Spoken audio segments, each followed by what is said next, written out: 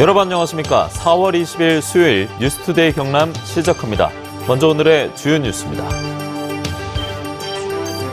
부울경특별연합 행정규약안이 국무회의를 통과해 부울경 메가시티가 공식 출범했습니다. 초광역권 발전 계획에 대한 정부 부처의 지원을 담은 공동협력 양해각서도 맺었습니다. 이처럼 부울경특별연합이 출범하면서 부산 신항과 가덕 신공항을 중심으로 한 동남권 경제블록과 광역교통망이 큰 역할을 하게 됩니다. 부울경 메가시티 첫 발은 뗐습니다. 하지만 청사 위치와 연합의장, 지자체 세원 마련까지 과제가 산적해 있습니다. 국민의힘은 경남도지사 후보를 2명으로 압축해 치열한 경쟁을 벌이고 있습니다. 하지만 더불어민주당의 후보는 여전히 안개 속에 있습니다. 부울경특별연합 행정규약안이 국무회의를 통과하면서 부울경 메가시티가 공식적으로 출범했습니다. 국무회의 통과 소식과 이 의미를 윤파란 기자가 정리했습니다. 서울 정부청사에서 부산, 울산, 경남이 손을 맞잡았습니다. 정부의 규약안 승인과 동시에 인구 776만 명의 부울경특별연합이 출범했습니다. 소멸 위기에 놓인 지방을 살리기 위한 국가 주도의 첫 번째 특별 지자체입니다. 수도권처럼 경쟁력을 갖춘 광역 경제생활권을 만들어 나감으로써 대한민국을 다국화하고 수도권과 지방이 모두 상생하고자 하는 담대한 구상입니다. 정부는 전폭적인 지원을 약속하며 부울경과 양해각서를 체결했습니다. 이제 특별연합의 이름으로 국비를 따내고 사업을 진행할 수 있습니다. 함께할 수 있는 사무 21개 분야도 정부와 지자체로부터 위임받았습니다. 시청과 도청, 중앙부처에서 파견된 공무원들이 하나의 청사에 모여 일하게 됩니다. 각 시도의원으로 연합의회를 설치하고 이들이 시도지사 가운데 연합장도 뽑습니다. 그야말로 거대하고 새로운 지자체가 탄생한 겁니다. 대한민국의 새로운 성장축으로서 지역 균형 발전의 선도적 모델이 될 수 있도록 더욱 협력해 나가겠습니다. 이제 지금부터가 진짜 시작입니다. 부울경 특별연합이 조기에 정착되고 제 기능과 역할을 다할 수 있도록 더 많은 권한이 이양되기를 부탁드립니다. 본격적인 사무 개시일은 내년 1월 1일입니다. 경계를 허무는 1시간대 생활권을 위해 초광역 교통망 만드는 게 첫 번째 과제가 될 겁니다. 2040년에는 인구 1,000만 명, 동부가 8대 메가시티가 되는 게 목표입니다. 부산, 울산, 경남 세 지역은 특별연합을 제2의 수도권으로 만들겠다고 했습니다.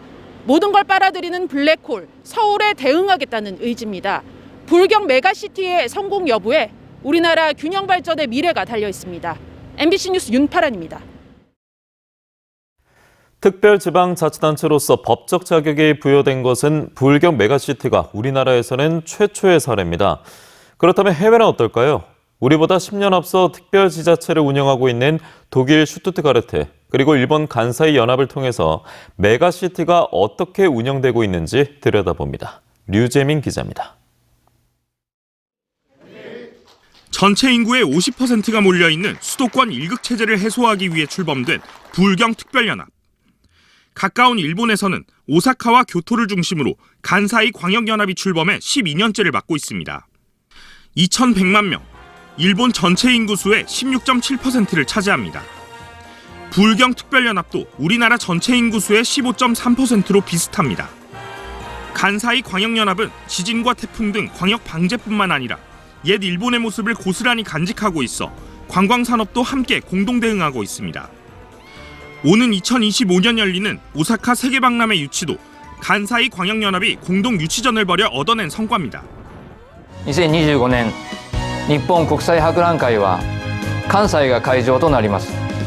2025年の大阪・関西万博開催時にはぜひ関西にお越しいただき 독일은 이미 38년 전 광역연합이 출범했습니다. 6개 자치단체가 한데 모인 슈투트가르트 광역연합이 지금까지 운영되고 있습니다. 인구수 전체 240만 명, 독일 내에서 세 번째 많은 수치입니다. 초광역 교통망 계획 수립과 산업 인프라 구축 등 7개 사무를 독립적으로 수행하고 있습니다. 이번에 출범한 부울경 메가시티, 그리고 일본 간사이 광역연합과 가장 큰 차이는 광역의회 구성이 주민들의 직접 선출로 이뤄진다는 겁니다. 부울경 메가시티의 중심 사무가 광역교통망 관리인 점은 독일과 같고 연합의회 구성은 일본의 모델을 따왔습니다. 어떤 사무를 중심으로 그 대응책을 준비를 했느냐, 그걸 좀 참고를 하면서 협력을 해나가는 모형들, 그다음에 재원을 마련하는 모형들, 그런 것들을 중심으로 해서 준비를 해나가야 되겠습니다. 인구 1000만 명 시대를 대비하는 부울경 메가시티. 동부가 8대 메가시티 구축을 통해 대구 경북과 광주 전남 등 메가시티를 추진 중인 다른 지역의 도화선이 돼 첫 출발선에 섰습니다. MBC 뉴스 류잼리입니다. 부울경 메가시티가 출범하면서 지금까지 제각각 성장을 추진하던 경제권이 연결돼 동남권 경제블록을 이루게 됩니다. 또 부울경을 관통하는 광역교통망도 큰 역할을 할 것으로 기대가 됩니다. 서창호, 정인곤 기자가 차례로 보도합니다. 부산 신항 컨테이너 터미널. 화물차들이 쉴 새 없이 오갑니다. 세계 6위의 항만이지만 11위인 네덜란드 로테르담항에 비해 부가가치는 3분의 1밖에 되지 않습니다. 세계적인 물류 중심지가 되기 위해선 공항과 철도의 연결이 촘촘하게 연결되어야 하는데 그동안 신공항 위치 선정을 두고 지자체들이 갈등을 겪으면서 물류 선진화도 10여 년이나 뒤로 후퇴했습니다. 지자체마다 제각각 사업을 추진하다 보니 중앙정부의 지원도 제대로 받을 수 없었습니다. 결국 동남 경제권이 함께 후퇴하는 위기감이 높아지자 부울경이 연합체를 만들어 공동 개발을 한 뒤 이익을 나누기로 한 겁니다. 각 권역을 친환경 미래자동차와 스마트조선, 수소, 항공우주로 크게 나누어 신경제권을 만들겠다는 계획입니다. 부울경 특별연합은 그린스마트 경제 메가시티를 발판으로 2040년까지 인구 1000만 명, 지역 내총 생산 491조 원의 도시로 성장해 동부가 8대 경제권 진입이 가능할 전망입니다. 경제 공동체를 만들기 위한 열쇠는 교통망입니다. 광역 급행 철도망을 만들어 수도권처럼 부울경을 1시간 안에 연결하겠다는 건데 효과는 벌써 나타나고 있습니다. 지난해 12월 울산과 부산을 잇는 광역전철이 개통한 이후 울산 태화강역 하루 이용객은 한 달 만에 3배 가까이 늘었습니다. 사람들 많이 모여가니까 좀 타기 힘들다니까. 시간이 좀 단축되면은 좀 분산되니까 좀 안 낫겠습니다. 울산 태화강역에서 출발해 부산 종점인 부전역까지 가는데 걸리는 시간은 76분이어서 두 도시 간 이동 여건이 획기적으로 개선됐습니다. 울산과 부산을 연결하는 동해선 광역전철이 경남까지 확장되고 광역버스까지 확충되면 부울경 안에서 1시간 내 연결이 가능하다는 계산입니다. 부울경 특별연합은 청사를 마련하고 의회를 구성한 뒤 내년 1월 1일부터 사무를 시작하게 됩니다. MBC 뉴스 정인곤입니다. 이처럼 추진 약 2년 만에 출범하게 된 부울경 특별연합. 성공적으로 안착하기 위해서는 앞으로 남은 과제가 적지는 않습니다. 특히 특별연합만의 고유 사무를 얼마나 발굴할 수 있을지, 또 예산은 얼마나 확보할지가 성패의 핵심이 될 전망입니다. 신은정 기자입니다. 부울경 특별연합의 실질적인 사무 처리 개시일은 내년 1월 1일. 앞으로 남은 8개월 동안 사무소 위치를 정하고 의회 구성과 장을 선출하는 등 실무적인 준비를 마쳐야 합니다. 가장 큰 관건은 사무와 예산의 확보입니다. 규약안은 국가 위임 사무와 자치단체 이관 사무 등 21가지를 특별연합 사무로 규정해 놓았지만 국가 위임 사무를 더 확대하고 구체화해 특별연합만의 고유 사무를 발굴할 필요가 있습니다. 단일 시도 관할 범위를 넘어서는 광역 행정 기능을 국가가 수행하고 있었는데 이제 특별자치를 통해서 광역 사무도 지역의 권한을 강화할 수 있을 것이라고 기대가 됩니다. 과세건이 없는 특별연합의 경비는 부울경이 내는 분담금과 국가 보조금 등으로 운영됩니다. 조세 특례 제도 등을 통해 국세를 지방으로 이양받는 등 분담금을 줄이고 수입을 올리는 방법을 찾는 것도 필요합니다. 분담금 거두는 게 그렇게 쉽지를 않았었어요. 지역 정착성이 굉장히 강한 조세. 그걸 하면 이전을 하든지 국세 지방 이양을 하든지. 하지만 무엇보다 부울경의 협력과 신뢰가 선행돼야 합니다. 특별연합 출범 전 의원 정수와 사무소 위치 등으로 한 차례 갈등을 겪었던 만큼 불경의 갈등을 조정하고 해결할 수 있는 독립적인 기구의 필요성도 제기되고 있습니다. 이익 공유제라는 게 굉장히 중요할 것 같습니다. 불경 메가시티가 완성됐을 때 불경이 하나가 이제 이익이 전체적으로 공유된다라는 그런 것들을 좀 상기를 하고. 추진 2년여 만에 출범하는 불경 특별연합의 성패는 앞으로 남은 과제를 얼마나 잘 이행하느냐에 달려있는 만큼 실질적인 준비는 지금부터가 시작입니다. MBC 뉴스 신은정입니다. 이번 불경 특별연합 출범과 관련해 경남도의회 빈지태 도의원을 비롯한 더불어민주당 의원들이 특별연합 출범을 환영하고 지지한다고 밝혔습니다. 이들은 도의회 앞에서 연 기자회견에서 그동안 불경 시도의회 회의를 통해 청사 소재지와 의원 정수 등 규약안을 마련했고 앞으로 불경이 초광역 교통망 조성 등을 통해 경쟁력이 있는 메가시티로 성장할 수 있도록 관련 정책들을 적극 추진해 나갈 것이라고 덧붙였습니다.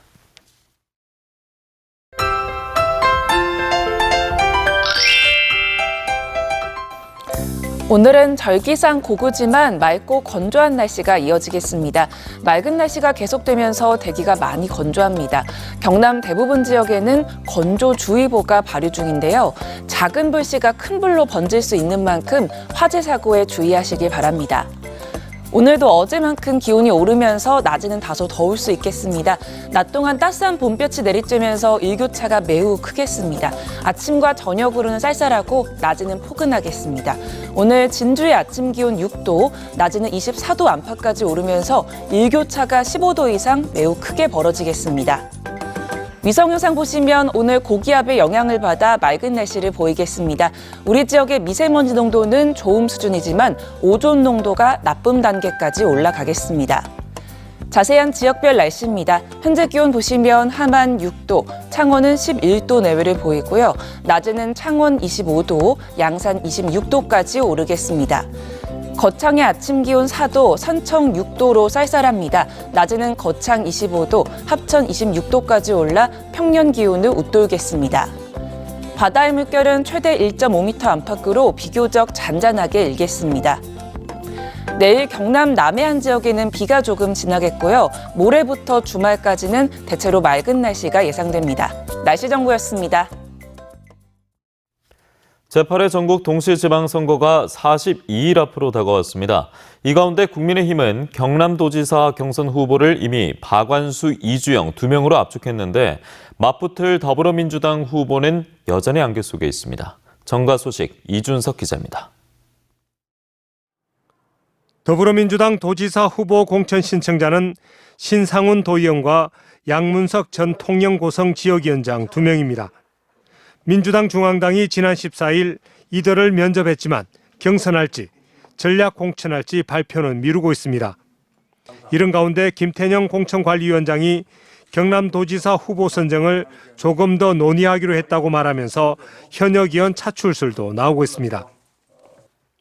국민의힘 창원시장 경선 후보에서 탈락한 강기훈 의원이 지난 18일 당 공천관리위원회에 재심 청구 소명을 했는데 이를 두고 엇갈린 주장이 나옵니다.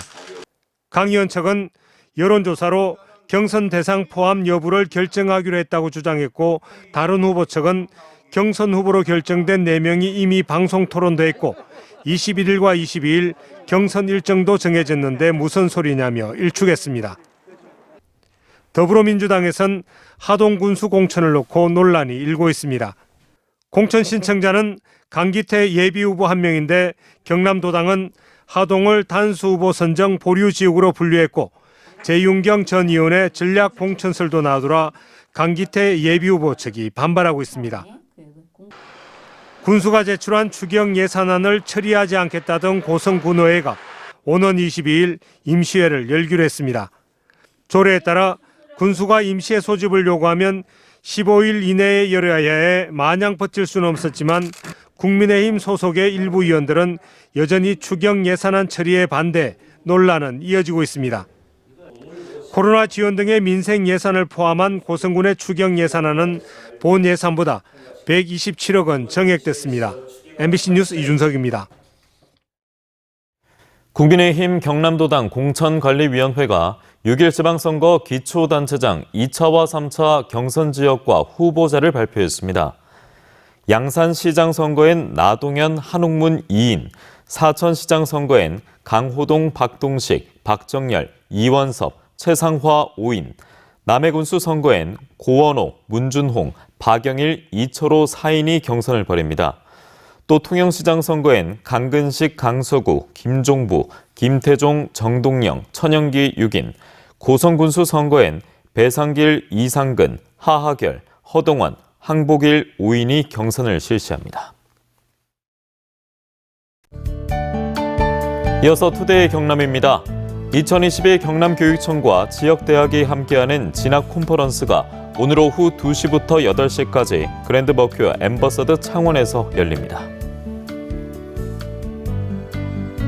2022년 산청박물관 기획전 개막식이 오늘 오후 2시 산청박물관 야외마당에서 진행됩니다. 내일을 만드는 하만 청년 창업가 멘토링 데이가 오늘 오전 9시 30분 하만 청년센터에서 펼쳐집니다. 천성산 다목적 체육관 개관식이 오늘 오후 2시 양산시 상북면 다목적 체육관에서 펼쳐집니다. 부처님 오신 날 점등식이 오늘 오후 7시 합천 역사테마광장에서 진행됩니다. 창원 시내버스 노조협의회는 조합원 84.6%의 찬성으로 파업을 가결했다고 밝혔습니다. 노조는 임금 11.3% 인상을 비롯해 체력 단련비, 무사고 수당 인상 등을 요구하고 있으며 사측은 요구안이 과하다는 입장입니다. 조정 신청 만료일인 오는 26일까지 노사 합의가 이루어지지 않으면 노조는 노동쟁의를 펼칠 수 있습니다. 부산해양수산청 부산항건설사무소는 부산항 진해신항 1단계 개발 사업과 관련한 정부 부문 기반 시설 용역 착수 보고회를 열었습니다. 2028년까지 1조 7천억 원을 투입하는 이 사업은 진해신항 컨테이너 부두와 방파제와 방파 호환 3.2km, 준설토 투기장 호환 5.9km 같은 구조물 제작에 필요한 제작장을 확보하는 공사입니다.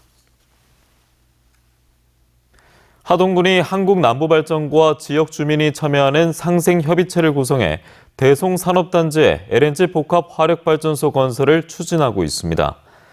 건설을 협의 중인 LNG 복합화력발전소는 하동화력의 2호기와 3호기를 대체하는 1기가와트 용량으로 2027년 준공할 계획입니다. 이우환 창원시의원은 시의회 5분 자유 발언을 통해 이달 초 국회를 통과한 지방분권법 개정안이 발의될 때는 창원시 등 특례시의 핵심 사무에 16건이 포함됐지만 중앙부처와 광역지자체의 반대에 부딪혀 최종 이양된 사무는 6건에 그쳤다고 밝혔습니다. 이 의원은 진해신항 등 국가관리 항만 운영에 관한 권한, 수소나 방산 등 지역 특화 산업을 지원하기 위한 권한 등 더 많은 권한과 자율권을 부여해야 한다고 강조했습니다. 경남교육청은 중학교 과밀학급 해소와 60명 이하 작은 학교를 살리기 위해 중학교 광역학구제를 확대 운영합니다. 중학교 광역학구제는 학교군 지역에 주소지를 둔 학생이 주소 이전 없이 인근의 작은 중학교로 진학할 수 있는 제도며 경남교육청은 앞으로 통학차량 운영 지침을 개정해 원거리 통학학생들의 통학 편의 지원을 확대하기로 했습니다.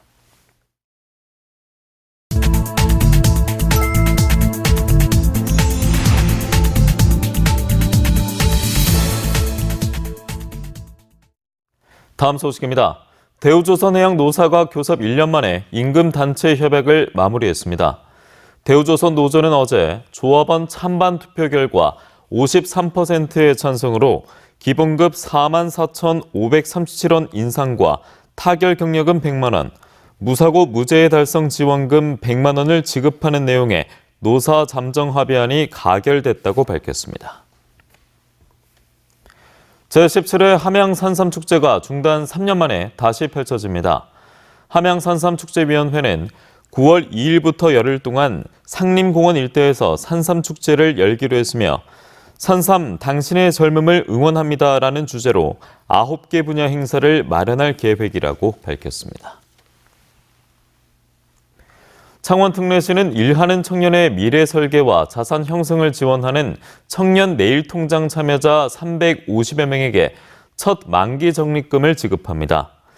2019년 청년 내일 통장에 가입해 3년 동안 근로 자격을 유지하면서 매달 15만 원을 저축한 이들이 대상자며 원금과 이자를 합해 1,100만 원을 받게 됩니다. 경남경찰청은 사회적 거리두기 조치 해제로 모임과 술자리가 늘어나면서 음주운전이 증가할 것으로 보고 단속을 강화하기로 했습니다. 경찰은 현재 2주에 한 번씩 도내 전역에서 벌이는 음주 단속을 확대할 계획이라고 밝혔습니다.